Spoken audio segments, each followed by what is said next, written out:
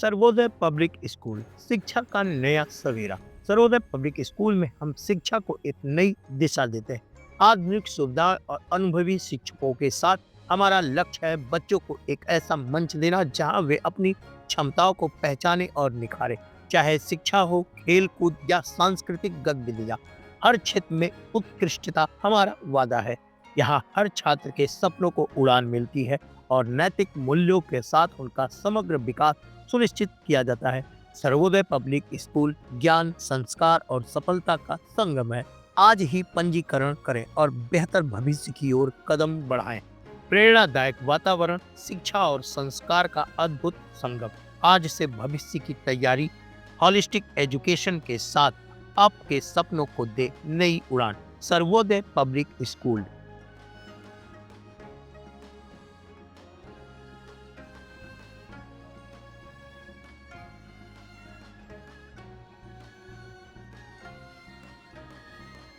Health corner विश्वास का दूसरा नाम।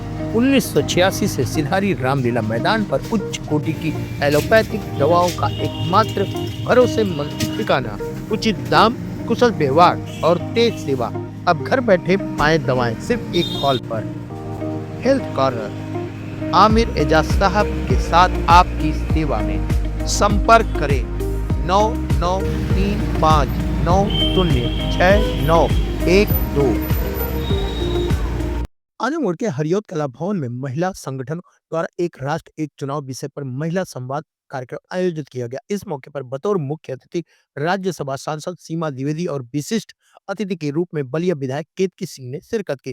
कार्यक्रम में महिलाओं की बड़ी भागीदारी देखने को मिली है और वक्ताओं ने लोकसभा एवं विधानसभा चुनाव एक साथ कराए जाने के लाभों को विस्तार से समझा।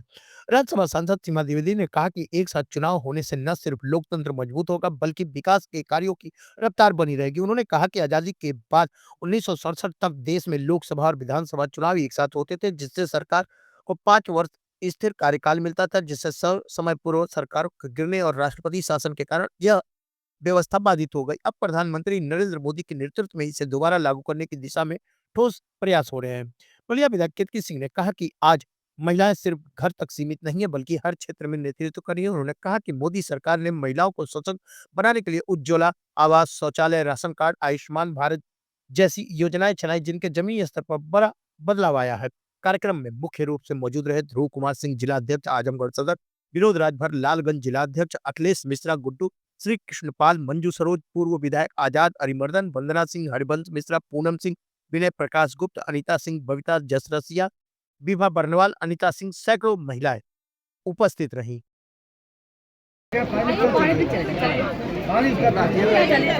ठीक है, समझ रहा हूँ। जिला अध्यक्ष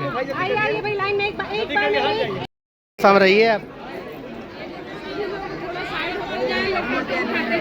आप क्या देखिए फोटो खिंचा रहा है, कैसे खिंचाएगा?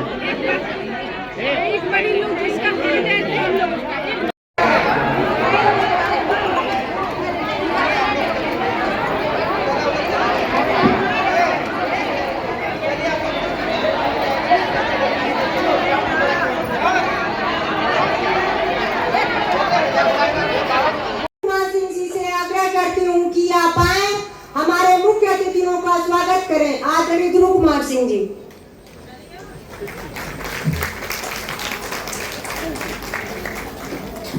ताली बहुत कमजोर आप ग्रोथ कर रही है।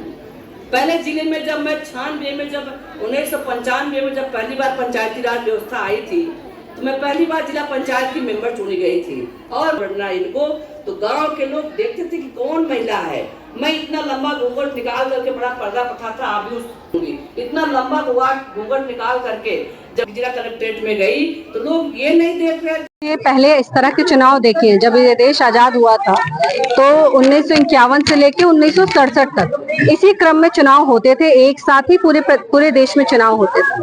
परंतु ये जो राजनीतिक पार्टियां हैं, कुछ राजनीतिक पार्टियां, वो अपने लालच में इन्होंने इसको तोड़ा और अपने अपने स्वार्थ के हिसाब से ये चुनाव कराने लगे।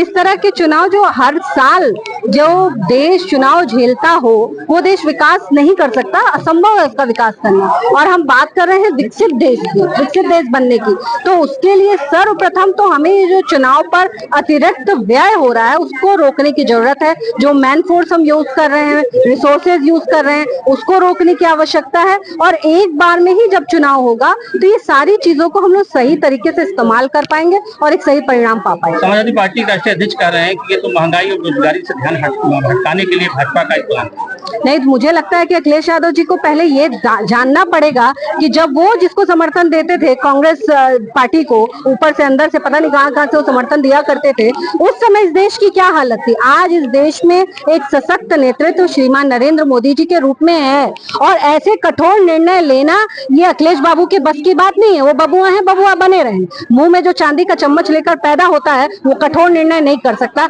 चाहे वो श्रीमान राहुल गांधी हो या अखिलेश यादव हो। यह काम सिर्फ एक जिस धरती का पुत्र नरेंद्र मोदी ने निर्णय लिया वो करके दिखाएंगे। आप कह रहे हैं बबुआ है, देश की तीसरे सबसे बड़ी पार्टी है जिसने लोकसभा में चुनाव जीत किया। हाँ, तभी तो बबुआ है ना भाई। उन्होंने क्या किया, उनके पिताजी ने कठोर परिश्रम करके एक पार्टी खड़ी की और जिसका जैसे इन पार्टियों में होता है भाई, अब अगर सपा में है तो मुलायम सिंह के बाद अखिलेश यादव बनेंगे और अगर कांग्रेस में है तो सोनिया गांधी के बाद राहुल गांधी बनेंगी। तो ये बबुआ ही लोग तो है। इन लोगों ने जब जमीन पर परिश्रम किया होता और ये जाना होता कि जनता की नब्ज क्या है, तो जनता इनको इस तरह हर बार हर चुनाव में इनको मुंह की नहीं दिखाती। राणा सांगा पे भी मुखर है, वो रामविलास सुमन के साथ एकदम। ये जितने राष्ट्र विरोधी ताकतें हैं ना, आप देखेंगे कि औरंगजेब की बड़ाई करते हैं, आप ये देखेंगे कि इनके लोग रामायण की प्रतियां फाड़ते हैं, आप ये देखेंगे कि श्री रामचंद्र को उल्टा सीधा बोलते हैं, आप ये देखेंगे कि कुंभ मेला में 100 तरीके की बुराइयां निकालते हैं। तो जितनी राष्ट्र विरोधी चीजें हैं, जितनी हिंदू धर्म विरोधी चीजें हैं, इनको करने में ये मजा आता है। ये अपने वोट बैंक को लगातार लुभाने के चक्कर में इस देश की अखंडता को तोड़ने में थोड़ा भी इनको शर्म नहीं है और शायद यही वजह है कि जनता के सामने ये बेनकाब हो चुके हैं और जनता इनको लगातार ठुकराती जा रही है। मैडम, एक सवाल और है कि निशिकांत दुबे और दिनेश शर्मा के बयान से आप कितने सहमत हैं, ये जानना चाहिए। अब मुझे कोर्ट को लेकर के जिस तरीके से उनका बयान आया था, देखिए मुझे नहीं पता कि श्रीमान निशिकांत दुबे जी ने क्या व्यक्तित्व दिया है और जब तक मुझे पता नहीं है मैं इस पे कोई टिप्पणी कर नहीं सकती हूँ। इस देश की सर्वोच्च न्यायालय है सुप्रीम कोर्ट और हम सब का उनके प्रति पूरा विश्वास है। मैडम, आजमगढ़ में एक भाजपा कार्यकर्ता, दलित कार्यकर्ता है, उसके साथ अभद्रता की गई है आजमगढ़ में, इसको लेकर के आपको कुछ रिएक्शन है? अगर पूर्व जिलाधीश अगर इस तरह की कोई भी बात है तो संपूर्ण भारतीय जनता पार्टी अपने कार्यकर्ता के साथ साथ प्रदेश की हर जनता के सम्मान की रक्षा की हमने प्रतिज्ञा की है और विशेषकर अगर वो किसी दलित परिवार से आता है तो उसको इस समाज में बराबरी का सम्मान मिलना चाहिए, इसका भी ध्यान हम रखेंगे। और अगर ऐसी कोई बात है तो अभी हम लोग मिल के बैठ के बात करते हैं और आवश्यकता जैसी पड़ी उसके ऊपर कार्रवाई कराएंगे। धन्यवाद। क्या कहेंगी, क्यों जरूरी है और क्या इसमें रूपरेखा पाई जाए? देखिए, एक राष्ट्र एक चुनाव जरूरी है। जरूरी इसलिए है कि इतना बड़ा देश है, इतने बड़े देश में अलग अलग प्रांतों में जब चुनाव होते हैं तो इस पर सरकार के ऊपर बड़ा अतिरिक्त बोझ पड़ता है। जहां सरकार के ऊपर अतिरिक्त बोझ पड़ता है वहीं कहीं न कहीं दंगे फसाद, लड़ाई झगड़ा और तरह तरह की गलत बातें भी होती हैं। कभी चर्चा होती है कि वहां पर लूट हो गई, यहाँ पर कैप्चर हो गया, वहां पर ये हो गया। तो इन सब सारी बातों को लेकर के प्रधानमंत्री जी का ये संकल्प जो था कि हमारा देश विकसित भारत बनेगा, उन्होंने संकल्प लिया है। सबको पता है जब हमारा देश अपनी आजादी का 100वां वर्ष मनाएगा तो हमारा देश विकसित भारत होगा। तो विकसित भारत का एक रास्ता ये भी जाता है कि पूरे देश में एक साथ निष्पक्ष चुनाव हो। जब पूरे देश में एक साथ निष्पक्ष चुनाव होगा तो उसका भी एक बड़ा बेहतर परिणाम होगा। और ये कोई पहली बार की पहल नहीं है। 1983 में जब इंदिरा गांधी जी की सरकार थी तभी चुनाव आयोग ने उनको माननीय इंदिरा गांधी से अनुरोध किया था, उनको पत्र लिखा था कि मैडम एक राष्ट्र एक चुनाव के बारे में चर्चा की जाए, लेकिन इंदिरा गांधी जी ने उसको अस्वीकार कर दिया। माननीय प्रधानमंत्री जी के बारे में आप सबको पता है कि वो देश के सच्चे सपूत हैं, वो भारत माता के सच्चे सपूत हैं और वो जो ठान लेते हैं वो करके दिखाते हैं। और ये जो एक देश एक चुनाव लेकर के आए हैं वो खाली कलम कागज के पीछे नहीं लेकर के आए हैं, इसको बिल्कुल ओपन किताब लेकर के आए हैं। जेसीपी की बैठक हुई, बैठक में 45 दल के लोग बुलाए गए। 45 दल के लोगों में खाली 15 लोगों ने विरोध किया, बाकी लोगों ने समर्थन दिया। हाई कोर्ट के, सुप्रीम कोर्ट के अवकाश प्राप्त जज और प्रांतों के, राज्यसभाओं के, हाई कोर्ट के तमाम रिटायर्ड जज, राजनीतिक दल के लोग, सबको बुला करके एक बैठक हुई 8 जनवरी 2024 को। उस बैठक में चर्चा हुई कि हम इस पर विधेयक बिल लेकर के आएंगे। इसको लेकर के हमारे कानून मंत्री अर्जुन राम मेघवाल ने भी उस पर अपना वक्तव्य रखा। तो कुल मिलाकर के इसकी आवश्यकता इसलिए है कि समाज में जो दुनिया भर की बुराइयां फैलती हैं, जो पब्लिक के ऊपर अतिरिक्त बोझ पड़ता है, जो सरकार के ऊपर बोझ पड़ता है, उससे निजात पाने के लिए एक साथ चुनाव जरूरी है। मैम, जैसे इस समय वक्फ संशोधन बिल की बात चल रही है, विपक्ष को क्या मानते हैं कि लोगों को बरगला रहा है, भ्रमित कर रहा है? देखिए, विपक्ष जो है वो लोगों की आंखों में धूल झोंक रहा है। वो धूल इसलिए झोंक रहा है कि उसकी राजनीतिक रोटी अब बंद होने वाली है।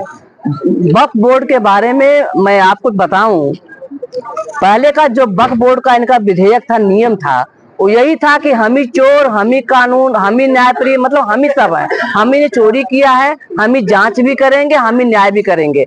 हमारी पार्टी ने इसको तोड़ दिया। हमारी पार्टी ने एक साफ साफ कह दिया कि वक्फ बोर्ड में मुसलमानों की जमीन पर किसी भी गैर मुस्लिम का कोई हिस्सेदारी नहीं होगी। जो गरीबों को नहीं मिला, जो विधवाओं को नहीं मिला, जो युवाओं को नहीं मिला, जो बुजुर्गों को नहीं मिला, ऐसे लोगों को उस जमीन को दे करके दिया जाएगा। और उनके तिलस्म को तोड़ा गया है। मैम, इतना सही होता तो सुप्रीम कोर्ट को टिप्पणी क्यों करनी पड़ी? सर, सुप्रीम कोर्ट के बारे में हम कोई टिप्पणी नहीं कर सकते हैं, उसके बारे में हम कोई चर्चा नहीं कर सकते हैं, लेकिन हमें जरूर कर सकते हैं जिस पर राष्ट्रपति की मुहर लग गई और कोई चोरी से नहीं चला। आपने लोकसभा को देखा होगा, आपने राज्यसभा को देखा होगा, पूरी रात चर्चा चली, पूरी दिन चर्चा चली। मैं गवाह हूँ। सवेरे 4 बजे राज्यसभा की कार्रवाई बंद हुई और वोटिंग हुआ। वोटिंग में बहुमत आई कि इसको वक्फ बोर्ड के बारे में बहुमत के साथ हम ध्वनिमत से पास हो गया। इसमें कोई चोरी की बात तो है नहीं। हमने तो चर्चा किया, हमने सबको आमंत्रित किया, कमेटी बनाई गई, विपक्ष के सांसद बनाए गए, सत्ता पक्ष के सांसद बनाए गए, सबकी ओपिनियन ली गई। ऐसा तो हुआ नहीं कुछ गलत हुआ है। और इसमें विपक्ष के लोग खाली हवाबाजी कर रहे हैं। और आप देख लीजिएगा, हम लोग घर घर जाएंगे, हम लोग गांव गांव जाएंगे, मुस्लिम परिवारों को लेकर के जाएंगे। आज जिस तरह से मुस्लिम परिवार के लोगों ने समर्थन कर रहे हैं, जिस तरह से मुस्लिम परिवार बाहर निकल रहा है, वो कह रहा है कि अब तक हमको लूटा गया, अब तक